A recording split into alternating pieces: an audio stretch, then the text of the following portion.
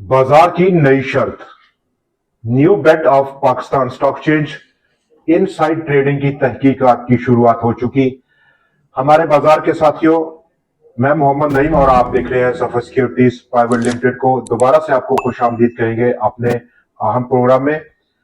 रात पाकिस्तान की गवर्नमेंट की तेल की कीमतों के फैसले के बाद आज बाजार almost 3000 points gap down open हुआ, लेकिन बहुत तेजी से रिकवरी की और एक वक्त पर बाजार मुस्बत साइड पर ट्रेड हुआ। ऐसे में जहां पर बहुत सारी असेसमेंट्स और रीवैल्यूएशन शुरू हो गई इस नए इजाफे के बाद पेट्रोलियम प्रोडक्ट्स को लेकर, वहां पर अक्रॉस द बोर्ड हमने देखा कि बहुत नेगेटिविटी फैलाई जा रही।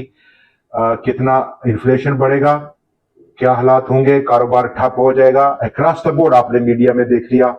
लेकिन बाजार ने उसको एक मुख्तलिफ एंगल से लिया आज के दिन, और उस एंगल को हम डिटेल में डिस्कस करेंगे आज के प्रोग्राम बाजार के आउटलुक पर। मुख्तलिफ तरीके से देखना बाजार का देखना बनता है, और ग्लोबल इक्विटी मार्केट्स मोस्टली आज बंद हैं गुड फ्राइडे के मौके पर। और ऐसे में जंग के मैदान से जो खबरें हैं और जो तेल की सिचुएशन है वो भी आज बाजार क्लोज है। उसके बायस या वीकेंड न्यूज के फ्लो से बचने के बायस बाजार आज 1613 पॉइंट्स की कमी कर गया है। मंडे से दोबारा कारोबार का जब आगाज होगा तो क्या क्या रुझान रहेगा उस पर भी हम बात करेंगे। बैरिक गोल्ड ने एक बार फिर से अनाउंस किया कि वो अपने तमाम रिकॉर्डिंग प्रोजेक्ट को लेकर सिक्योरिटी को रिव्यू करना चाहता है। 2027 तक देखा जाएगा।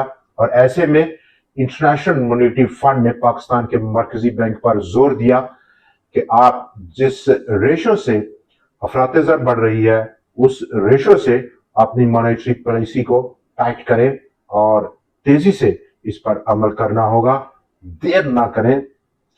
पास ऑन कर दिया बाजार को कीमतों को पाकिस्तान की गवर्नमेंट ने कंज्यूमर पर, और ये बहुत बड़ी डिमांड थी आईएमएफ की कि सब्सिडी मत दे, इस पोजीशन में नहीं है आप, पास ऑन करें और इसका इम्पैक्ट फर्दर पास ऑन करना होगा पाकिस्तान की गवर्नमेंट को। इंटरनेशनल क्रूड प्राइसेस की जो तेजी है, और इस कनेक्शन में अगर हम देखें तो आज बाजार में अहम तरीन दिन देखा गया, और वो सेक्टर टू सेक्टर आज बड़ी रोटेशन सामने आई हालिया इस इजाफे के बाद। और ये दूसरा बड़ा इजाफा है पिछले चंद दिनों में जो कि गवर्नमेंट ऑफ पाकिस्तान ने लिया आज के दिन, जहां पर बाजार का हुजम इजाफा लेकर आया।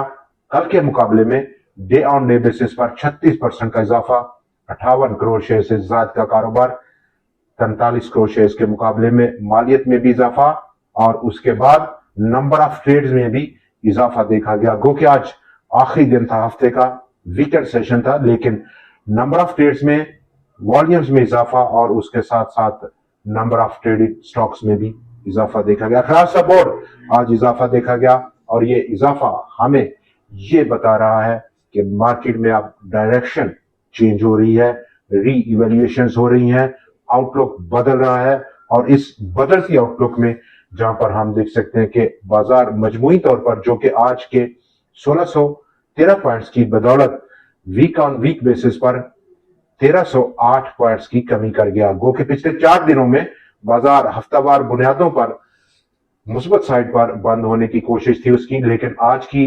जो परफॉर्मेंस है बाजार की वो उसको मजबूर कर गई कि वो मनफी जोन में बंद हो। ऐसे में बाजार में जो हम देख सकते हैं कि अपकमिंग सेशंस में जो लेटेस्ट डेवलपमेंट्स हैं उसको जज़ब करेगा बाजार, एडजस्ट करेगा, री इवेल्युएट करेगा, और उसके मुताबिक अब बाजार आगे मूव करेगा। डेफिनेटली अफरातज़र का बढ़ जाना एक नेगेटिव सेंस में देखा जाता है ओवरऑल बाजार की परफॉर्मेंस पर, और उसकी जो रीजन है कि शरह सूद बढ़ेगी, और शरह सूद के बढ़ने का जो वक्त है वो 27 अप्रैल है एज पर schedule state bank of Pakistan जो पॉलिसी की डेट रखी हुई है। लेकिन उससे पहले क्या वो फैसला ले सकता है। हालांकि 7.3% कंज्यूमर प्राइस इंडेक्स था रेट मार्च का, तो इतना ज्यादा नहीं है, लेकिन यहां पर अप्रैल का डेटा काफी आम होगा, चूंकि जो प्राइसेस हैं पेट्रोलियम प्रोडक्ट्स की वो ऑलमोस्ट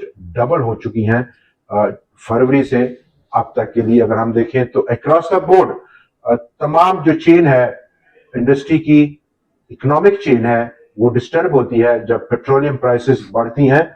तो ट्रांसपोर्टेशन कॉस्ट, प्रोडक्शन कॉस्ट और इस तरह की तमाम जो कॉस्ट हैं उनका बढ़ जाना यकीनी एक अमल है। लेकिन ऐसे में यहां पर अगर हम देख सकते हैं तो इसी कनेक्शन में आज बाजार में जो रोटेशन रही वो काफी दिलचस्प देखी गई। कल की रोटेशन जो कि आईटी सेक्टर रिलेटेड थी, जिस पर हमने काफी डिस्कस किया, आज के दिन इस तेल की बढ़ती कीमतों में के बायस लोकल तमाम उन सेक्टर्स की, उन कंपनीज की इन्वेंट्रीज को देखना होगा कि किस कंपनी के पास ऑयल की कितनी इन्वेंट्री बाकी है, जो कि रेट बढ़ा है और इन्वेंट्री का रेट अब बढ़ गया इन केस कि उसने $70 पर खरीदा ऑयल और अब उसको बेचना पड़ रहा है मौजूदा रेट्स पर, तो डेफिनेटली काफी बड़ा मार्जिन है और उसी जो एग्जिस्टिंग स्टॉक था उसका वो महंगा, काफी महंगा मिल रहा है। तो वन टाइम इफेक्ट होगा, अर्निंग पर शेयर बढ़ जाना, जैसे कि रिफाइनरीज हों या फिर oil and gas marketing companies हों, दोनों के पास अच्छा खासा स्टॉक रहता है और उस पर इन्वेंट्री गेन आना एक एक एक पॉजिटिव इंपैक्ट है जिसको बाजार ने आज दिखाया। रिफाइनरीज टॉप पॉजिटिव कंट्रीब्यूशन थी उनकी, 113 पॉइंट्स की कंट्रीब्यूशन रिफाइनरी सेक्टर ने दी। ओएमसीज ने दूसरी बड़ी पॉजिटिव कंट्रीब्यूशन दी 40 पॉइंट्स की।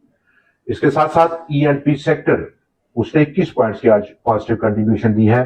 तो ये जो रोटेशन है, ये एडजस्टमेंट है और उसके बाद एक टॉप फेवरेट सेक्टर है दोनों। रिफाइनरीज के पास क्या इन्वेंट्री है, किस कंपनी के पास, ओएमसीज में किस कंपनी के पास बड़ी इन्वेंट्री थी इस रेट बढ़ने के बाद, जिसका one time effect earning per अच्छा पड़ेगा। लेकिन याद रहे, जैसे ही प्राइसेस डाउन होंगी तो उस वक्त इन तमाम सेक्टर्स की जो इन्वेंट्री है वो महंगे दाम की होगी, रेट नीचे आएगा तो एक negative, one time negative impact होगा अर्निंग पर। दूसरा रुख है ये इस डेवलपमेंट का, और ऐसे में जहां पर जब भी कोई डेवलपमेंट होती है उसके दो इंपैक्ट होते हैं। नंबर वन इंपैक्ट नेगेटिव होता है इन द सेंस ऑफ कौन से स्टॉक्स, सेक्टर्स उसकी लपेट में आते हैं, जैसा कि इस तमाम माहौल में जो सेक्टर्स आप नेगेटिवली इंपैक्ट करेंगे, जैसे कि cyclical sectors, discretionary sectors, cement, autos और उनकी लाइट इंडस्ट्री, एक नेगेटिव इंपैक्ट है हाई इन्फ्लेशन का, हाई इंटरेस्ट रेट्स का। वहां हमने आज काफी इन तमाम सेक्टर्स में गर्मी देखी गई, जैसे कि सीमेंट हो और उनके दूसरे इंडस्ट्री हो। ऑटो सेक्टर में भी आज मनफी रुझान गालिब रहा है। ऐसे में नेक्स्ट वीक न्यूज का फ्लो ओवर द वीकेंड क्या रहेगा जंग के मैदान से, और मंडे को जो ट्रेडिंग शुरू होगी तो उस वक्त इंटरनेशनल क्रूड प्राइसेस, उनमें क्या ट्रेंड रहेगा, ये दोनों चीजें डिसाइड करेंगी मंडे की ट्रेडिंग का क्या रुझान है। और most of the time Monday trading एक एमेच्योरिश बिहेवियर होता है और उसकी वजह यही जो न्यूज का फ्लो है इस तरह की वोलेटाइल सिचुएशन में वो डिटरमिन करता है। और तमाम वो दोस्त जो ओवर द वीकेंड न्यूज के फ्लो पर बहुत ज्यादा फोकस रहते हैं, वो मंडे को फिर जैसे ही बाजार खुलता है और एग्जीक्यूशन पर आते हैं, ट्रेड एग्जीक्यूशन, बाजार उसको ऑब्जर्व करता है, मार्केट एक्शन उसको ऑब्जर्व करता है। डाउन साइड सपोर्ट को अगर हम देख रहे हैं तो 1,46,000, 1,44,000 की रेंज, अपसाइड जो मैक्सिमम रेजिस्टेंस है, काफी बड़ा और तगड़ा रेजिस्टेंस है, 1,57,000, 1,58,000 पॉइंट्स। आज की क्लोजिंग बाजार की जो कि 1,50,399 पॉइंट्स पर थी, वो ऑलमोस्ट आज का जो इंट्राडे लो है 1,48,796 पॉइंट्स का काफी बड़ी रिकवरी के साथ है। आज के प्रोग्राम में इतना ही। मंडे को आपसे फिर मुलाकात रहेगी नए एनालिसिस, नए स्टॉक्स और नई वीडियो के साथ। देखना मत भूलिएगा। खुदा हाफिज।